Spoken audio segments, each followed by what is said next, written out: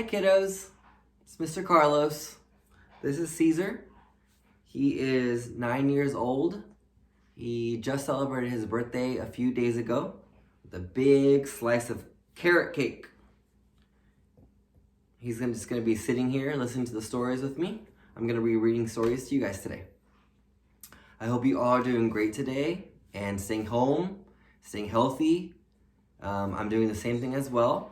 And hopefully that we can return back to school really soon. Pete the cat. I love my white shoes. I know that Gus, Remy, and Emberly love Pete the cat. He gets into silly adventures. Let's see what he's gonna get into. Pete the cat. I love my white shoes by James Dean and by Eric Litwin. Let's see.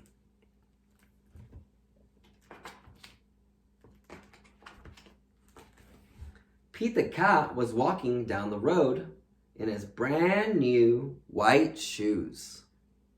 Pete loved his white shoes so much. He sang this song. Look at him walking down the street. His big white shoes. Let's see what he says. I love my white shoes. I love my white shoes. I love my white shoes. Look at him. He's sitting there with a big electric guitar and he's thinking, I love my white shoes. Let's see what happens. Oh no! Pete stepped in a large pile of strawberries.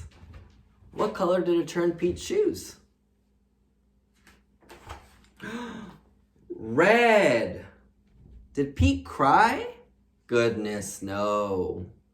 He kept walking along, singing his song. Let's see what he's saying there. He's saying, everything is cool. I love my red shoes. I love my red shoes.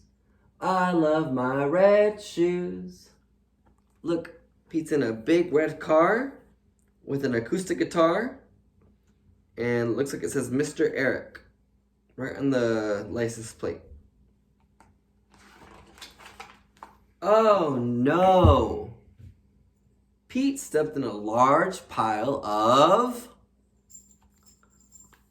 blueberries. What color did it turn his shoes? Blue. Did Pete cry? Goodness, no. He kept singing along. He kept walking along and singing his song.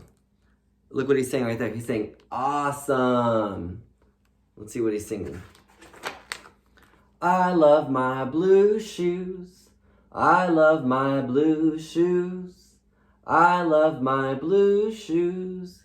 Look, he's underneath a big rainstorm with a big blue umbrella. His big blue shoes. Oh no! Pete stepped in a large pile of mud. Look at all that mud that Pete stepped into. What color did it turn his shoes? Let's see. Brown. Did Pete cry? Goodness, no. He kept walking along and singing his song. Look, he's singing right here. Groovy. That means cool. I love my brown shoes. I love my brown shoes. I love my brown shoes. What is Pete the cat drinking right here? Is he drinking a big cup of hot coffee? Does Mr. Carlos drink hot coffee? A lot of coffee. Oh no! Pete stepped in a large bucket of water. And all the brown, and all the blue, and all the red are washed away. What color were his shoes again? Let's see. They were white. But they were all wet. Did Pete the cat cry? Goodness, no. He kept walking along and singing his song. Look, he has a big banjo, and he's singing rock and roll. Let's see who's gonna sing. I love my wet shoes. I love my wet shoes. I love my wet shoes. He's just walking down the street going squeak, squeak, squeak, squeak, squeak, squeak. The moral of Pete's story is, no matter what you step in, keep walking along and singing your song. Look, he has a white shoe, a wet white shoe, a big blue shoe, brown shoe, and a big red shoe. Let's see why. Because everything's all cool. It's all good. See? Everything's all good. The end. Next, I have The Bear and the Piano. This is a book that we read a few weeks ago in primary. And I really like this book, so I'm hoping you guys will like it all over again as well too. The Bear and the Piano by David Litchfield.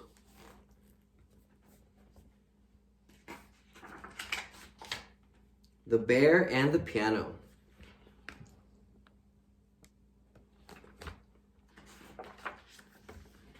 One day in the forest, a young bear cub found something he'd never seen before. What could this strange thing be, he thought. Shyly, he touched it with his stubby paws. Plunk! The strange thing made an awful sound. What could it be? Let's see. So the bear left. But the next day he came back. And the day after that too. And for days and weeks and months and years, until eventually, look at spring and summer, fall and winter. Let's see what's happening to the bear. The sounds that came from this strange thing were beautiful, and the bear had grown big and strong and grizzly. When the bear played, he felt happy. When the sounds took him away from the forest, and he dreamed of strange and wonderful lands. Look how happy he is.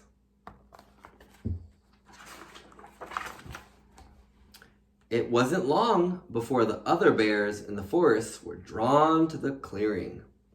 Every night, a crowd gathered to listen to the magical melodies coming from the bear and the strange thing. Look at all those bears, all of his friends, all over him. And they want to know what he's singing and playing. Let's see. Then, one night, a girl and her father came across the clearing. They told the bear that the strange thing was a piano, and the sounds it made were music. Come to the city with us, they said. There is a lot of music there. You can play grand pianos in front of hundreds of people and hear sounds so beautiful they will make your fur stand on end. The bear knew that if he left the forest, the other bears would be very sad. Let's see what he's gonna do. What is the bear gonna do? Look at him. He's thinking. Let's see. But he longed to explore the world beyond the woods, to hear more wonderful music, and to play bigger and better than before. And before long, look, the dad, the bear, and the little girl are on a boat, and they're going all the way to the big city.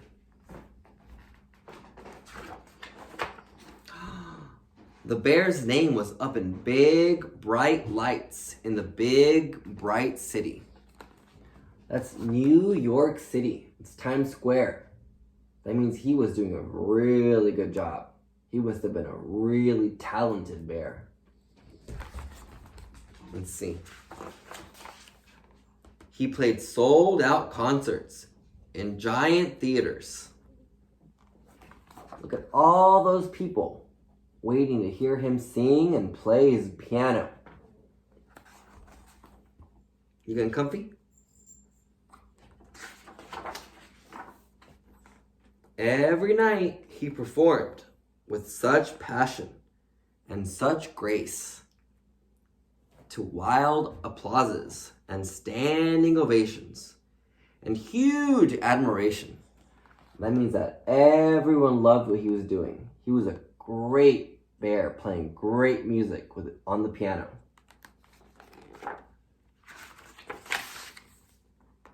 The bear recorded albums that went platinum.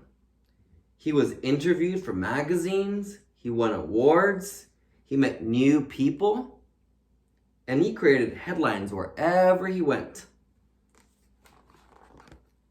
He was very popular, very famous. The city was everything he had hoped it would be.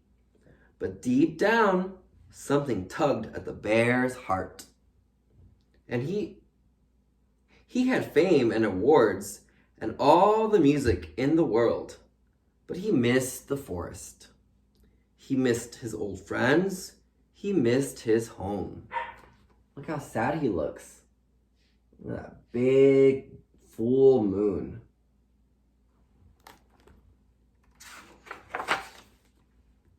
So the bear decided to go back. He speedily crossed the river and excitedly pounded into the forest. He couldn't wait to tell his friends all about the time in his city. Look, he's going as fast as he can. As fast as he can. But when the bear reached the familiar clearing, it was empty. No piano, no bears, no anything. The bear started to worry that his friends had forgotten him and that they were angry that he had left and not come back. Nobody's there. Nobody's there in the forest. What could all of his friends and family be? Then a friend stepped into the clearing. "Hello," cried the bear. "I'm back. I've missed you so much." Without saying a word, the gray bear ran back to the trees. "Wait," called the bear. "I'm sorry I left. Please stop." But his friend kept running and running. The bear stumbled after him, moving deeper and deeper into the forest, until he saw something that made his fur stand on end. What could it be, guys? What do you think it's going to be? Let's see. For the bear had not been forgotten. His friends weren't angry, they were proud. The bear realized that no matter where he went or what he did, they would always be there, watching from afar. They had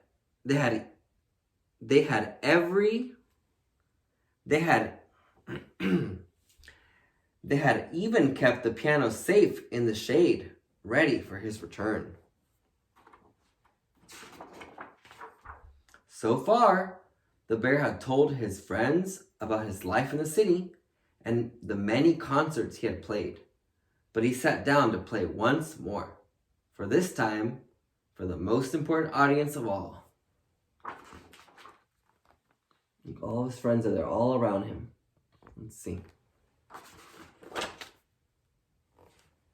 It was for him, for all his friends. The end. Well, everyone, thank you for listening and paying attention to the books that I just read to you guys. I hope you liked them, and I hope they were a little familiar, and you could follow along with the story as well, too. I hope to see you guys soon, and see you all tomorrow.